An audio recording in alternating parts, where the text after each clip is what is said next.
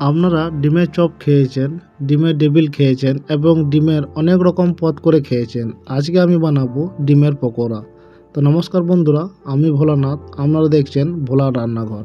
তো এখানে আমি প্রথমে নিয়ে নেব কড়াইয়ে পরিমাণ মতো জল এবং জলের মধ্যে দিয়ে দেবো কিছু আমি কেটে রাখা আলু এবং এখানে দেবো আমি প্রায় 4 পিস ডিম।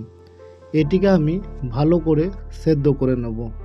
এটি কিন্তু একটু কাঁচা থাকলে হবে না। এখানে আমি পরিমাণ মতো লবণ দিয়ে দেব, যাতে ডিম এবং আলু খুব তাড়াতাড়ি সেদ্ধ হয়ে যায়। এই সেদ্ধ হয়ে যাওয়ার পর আমি একের পর এক ডিম এবং আলু ভালোভাবে তুলে নেব। তারপরে এগুলিকে আমি ভালোভাবে ছাড়িয়ে নেব।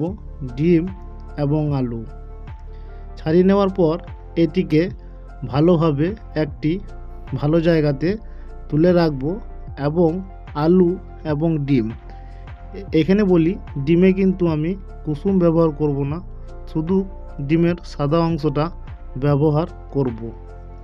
এখানে আমি কিছুটা আলু দিয়ে নেব এবং কিছু আলু রেখে দেব।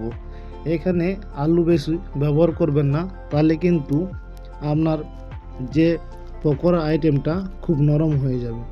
তাই এখানে কিন্তু আলু পরিমাণটা একটু কম দেবেন এবং ভালোভাবে মাখিয়ে নেবেন, যাতে এগুলি ঝুরঝুরে এবং খুব সুন্দর শক্তভাবে হয়। এখানে আমি দিয়ে দিয়েছি গরম মশলা, পেঁয়াজ কুচো, তারপর দিয়ে দেবো ধনে গুঁড়ো, জিরে গুঁড়ো, গোটা জিরে, কাশ্মীর লঙ্কা গুঁড়ো, কাঁচা লঙ্কা, হলুদ এবং লঙ্কা গুঁড়ো। এটাকে দিয়ে আমি তারপর পরিমাণ মতো এখানে বেসন দিয়ে দেব। এখানে দেখবেন যাতে শক্ত হয় সেই রকম বেসন দেবেন। তারপরে আমি পরিমাণ মতো লবণ দিয়ে ভালোভাবে মাখিয়ে নেব। তারপর আমি কড়াইয়ে সর্ষের তেল দিয়ে ভালো করে নেড়ে চেড়ে গরম হবে।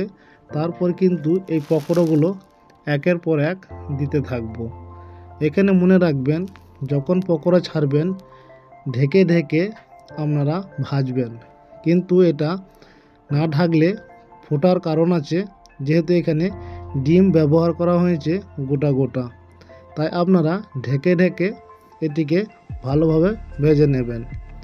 এবারে আপনার যতটুকু পরিমাণ হবে ততবার অল্প অল্প করে ভেজে নেবেন এবং এটা খাবার সময় বা খাবার আগে অবশ্যই একটু চাট মশলা ব্যবহার করবেন।